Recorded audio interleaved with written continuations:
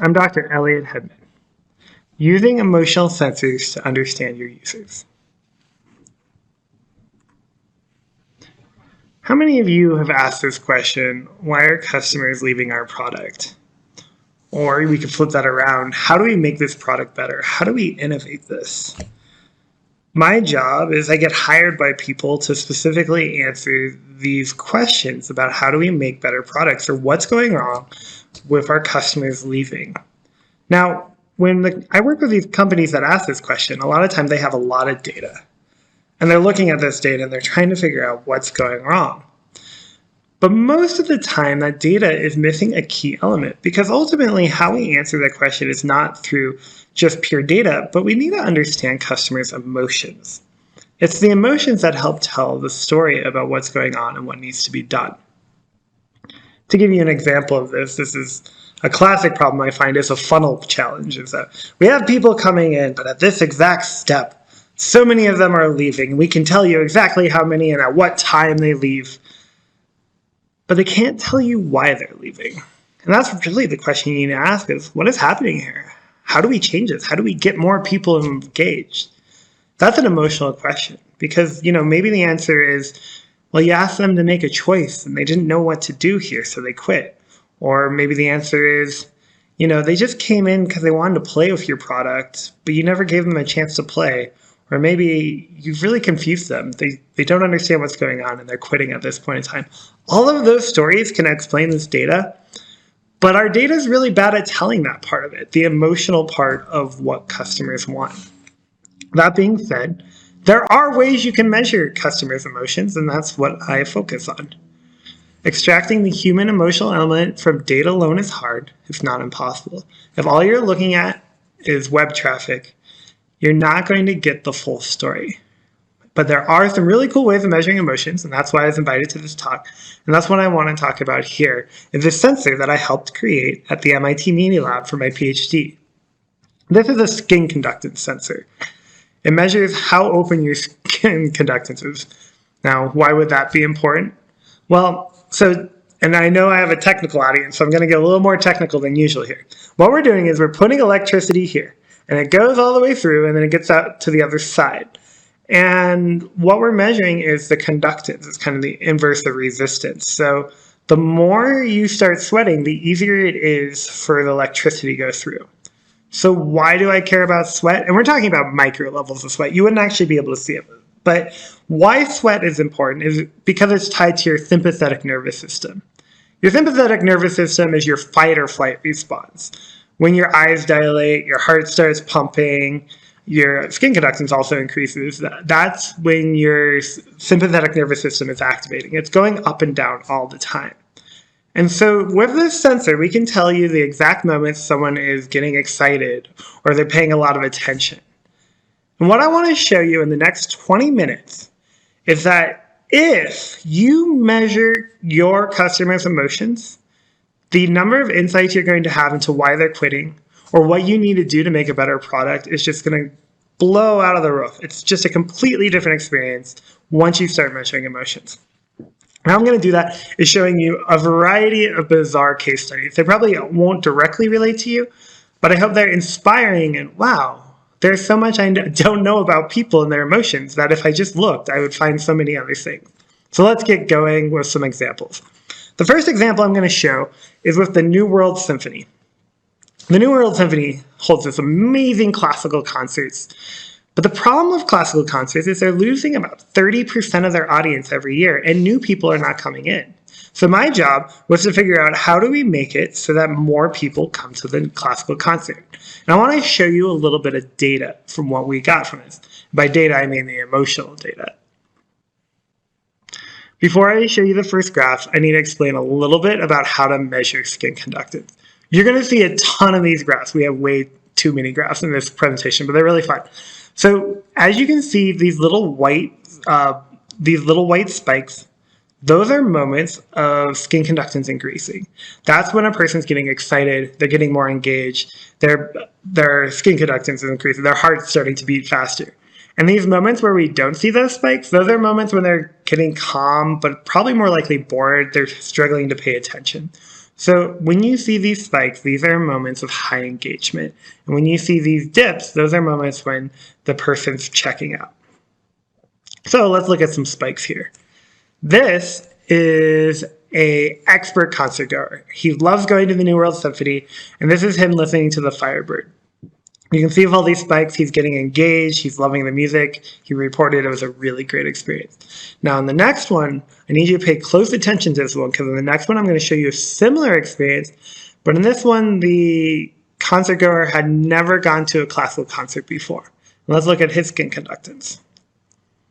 Okay, just in case you missed it, this is the person who's never been to a concert, and this is a person who's gone to a ton of concerts before. We saw this type of result all the time, that a person who's never been to a classical concert, they're not reacting to the music. It's really hard for them to get emotionally engaged.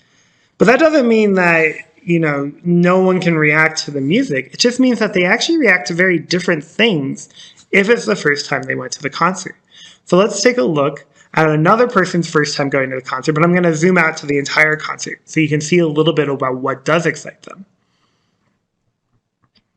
So the yellow part here at the beginning, that's them listening to a classical concert. But then a host comes up and an MC starts talking. And every time the MC starts talking, we see that person re-engaging, staying awake, staying alert when they're being talked to. And this talk doesn't actually last for very long. As soon as after a minute, the host itself actually starts becoming boring too. But what's happening here is a transition. When we move from one item to another item, it gets us re-excited. It gets us re-alerted because there's novel information. So with this point, I actually advise the New World Symphony that you need to make your classical music only about 1 minute to 2 minutes long because it's really hard to pay attention, and then put different things in between them to keep us awake, to keep us alert so that we have new stimuli. Now, on the second part of this person's concert, we can actually see that she does react to some music. This is the quietest part of Romeo and Juliet, and this is the main theme of Romeo and Juliet. Now, I'm not going to sing it for you. Sometimes I try, but I'm a little rusty at this point. But you have heard the main theme of Romeo and Juliet again. It's the classical love theme. You hear it all the time, like in cartoon shows and things like that. When this person heard the concert, she recognized that theme as well. She got very excited when she heard that very emotional part that she knew. It ends up that we have emotional reactions to things that we are familiar with. And when we're familiar, we can anticipate it and we can actually play along with the music. So, with that being said, what I recommended to the New World Symphony there is why don't we start giving them music that they're familiar with instead of these kind of esoteric music that only experts would appreciate as much. So maybe we should be playing more Red Hot Chili Peppers instead of Beethoven.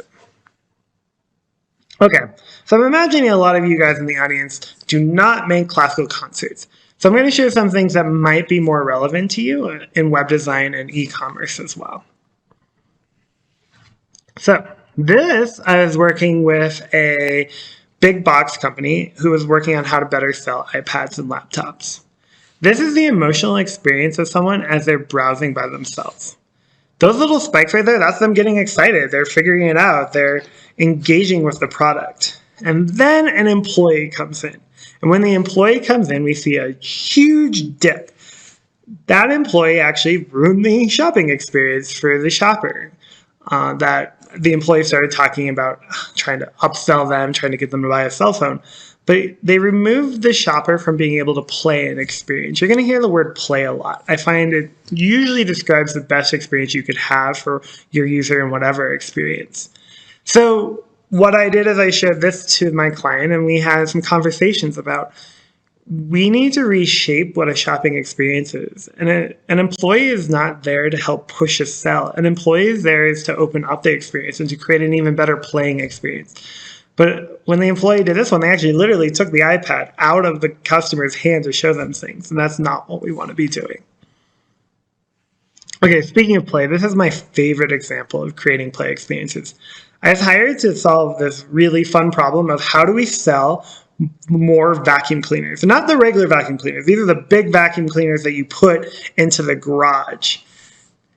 Well, I watched a bunch of people buying vacuums, and while a lot of them didn't have the best experiences, I noticed that there was a constant theme of when they started using the vacuum cleaner, they would get excited. So if they're opening the lid, if they're turning on the vacuum cleaner, if they're turning on a weaker vacuum cleaner, these are moments when the customers were getting excited.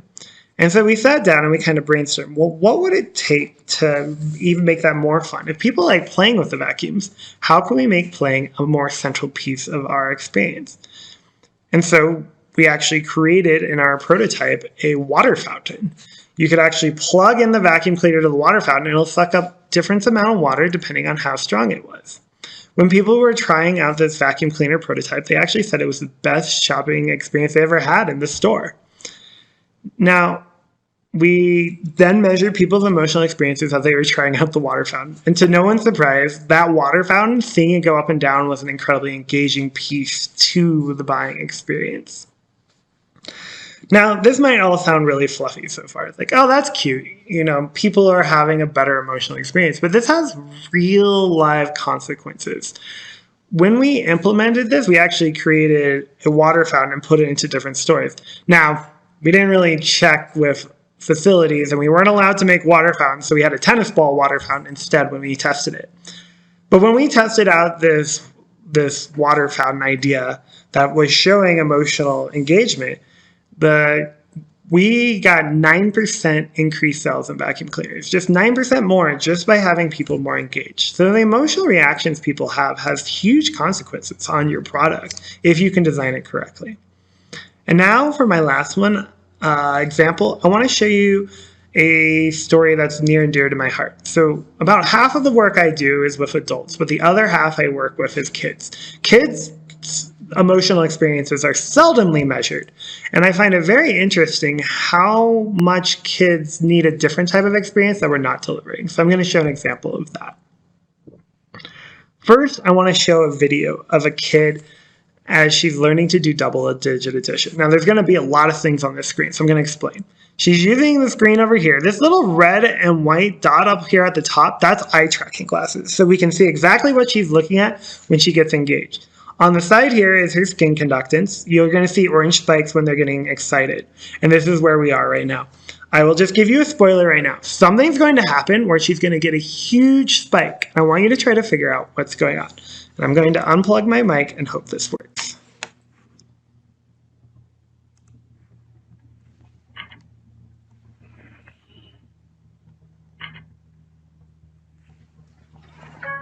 That's not quite right.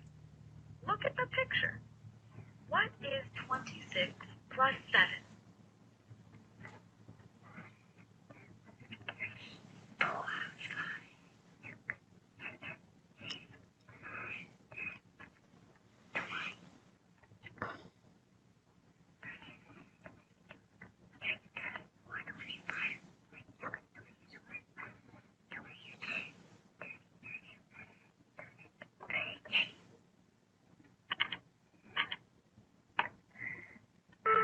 That's right. 26 plus 7 is 33.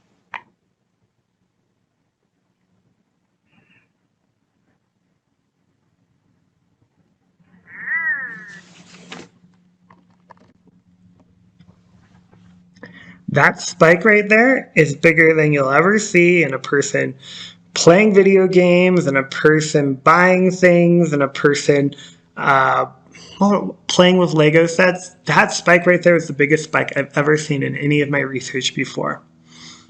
It all came about when a kindergarten girl solved 26 plus 7, the first time she's ever done double-digit addition, and she got it right. And I want to talk a little bit more about how this emotional data helped inspire us to build new products and what the consequences of that were. Oh no, I pushed the wrong button.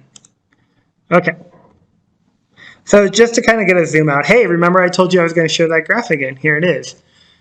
This is when she's asked what is 26 plus 7. Asking people questions consistently creates spikes. And then she answers it wrong. But answering it wrong does not disengage you. It actually re-engages you. You're like, oh man, there's something I don't know. I got to pay more attention. And then she answers it correct, and we get the biggest spike we've ever seen. Now, I've done about 5 years of research on what it takes to create good educational software, and I want to show a little bit more about what we were finding here. Consistently, we found when kids were reading, they were getting really bored. It didn't matter what the book was. It's just reading really disengages kids in our iPad generation. But while reading was disengaging them, whenever they got to a question, they got excited, just like in that graph I showed you before. And we saw this pattern over and over again. It's that the questions are the central piece of educational software for kids. But that's not how we build educational software. Most of the questions are put at the end, and they're kind of just there to confirm the kids did it, where the reading's supposed to be the central part. Well, we flip that on its head, and I want to show you what happens. I work at the Boys and Girls Club. With COVID right now, I actually work there every single day as a literary specialist. And I work with kids to figure out what would it take to make it so reading's not boring for you. That's my job. And I want to show you what we did. So in the next graph I'm going to show you, we took a third grade English language learner and we had him read The Adventures of Dr. Dolittle. And I'm going to show you the graph of what that looks like. You can see we started out with some spikes as I introduced the book. But at 7 minutes in, he and Dr. Dolittle, they're not the best of friends. I actually went into the research booth and there was a big pile of drool on the page he ended on. Now, this is the experience for so many third graders out there right now, especially when they're at home and they don't even have a community to read with. Now, that doesn't mean that now this kid, he's being told he's lazy, that he's stupid, that he's horrible at reading. He's getting these messages in him, but I don't actually think that's the case. The case is more that he didn't have a good emotional stimuli with the reading. So that same day we gave him this test, we showed him what we've been developing, which is called Wonder Stories. And in Wonder Stories, we had the kid be able to answer questions. Right now, it's like you can answer 7 questions in about a 5-minute story. So there's constantly critical thinking and there's constant interactivity. It's not just a passive story. And I want you to see what happens when he read Wonder Stories. That's the same kid, but now he has all these spikes because he's cognitively engaged and he's participating in the reading. And at the end of it, he gave me his favorite compliment, my favorite compliment, which was, wow, that was almost as fun as math. But as you can see, when we understand people's emotional experiences and design for them, we can do incredibly different things, but we just have to really look in and understand what's going on. Now, I kind of had another theme here, but I didn't want to spoil it at the beginning, which is not only should you measure emotions, but how we present emotions can massively change your attitude to things. I did a test with Lego where I told them that they need to include parents more with their building instructions, and I got 18% buy-in when I just told the story of a kid who really needed help. I showed a video of a kid with that skin conductance, much like I showed a video to you guys.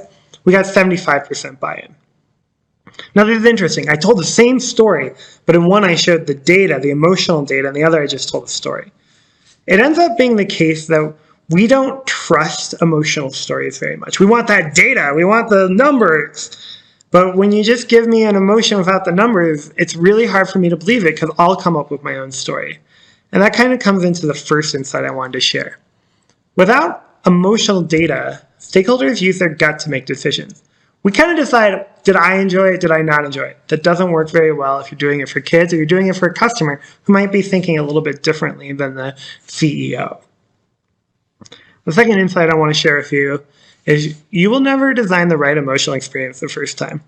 When we built those vacuum cleaners, it wasn't correct. I'm still working on Wonder Stories. Sometimes it works, but sometimes it doesn't. We have to keep changing things over and over again to figure out what emotional experience works. Customers are good at telling us when it doesn't work, but they're not necessarily good at telling us how to fix it. And so you have to keep iterating to build those really good emotional experiences. Number 3, businesses are obsessed with happiness. I'm sure you guys have some happiness index about what you want your customers to feel like. But I actually suggest looking at different emotions because happiness, as you can tell, I never put that in there. You should look at confidence, attention, understanding, and play. Number 4, if a test user does not actually need your product, you will not measure accurate emotions. Most user tests are with people who don't care about your product and they're just clicking through and surprised they're not having an emotional reaction. Number 5, measuring emotions add the much needed human element to your data. At the end of the day, this is what I want you to take away. you should look into ways of measuring the emotions of your customers. There's many ways of doing it, and you're going to be incredibly excited about how I'll help you innovate. We've ran out of time. I'd love to keep this conversation going. I'm not able to connect via this way, so please email me at hedman@media.mit.edu. You can check out more examples and a whole bunch of literature at buildempathy.com. Thank you.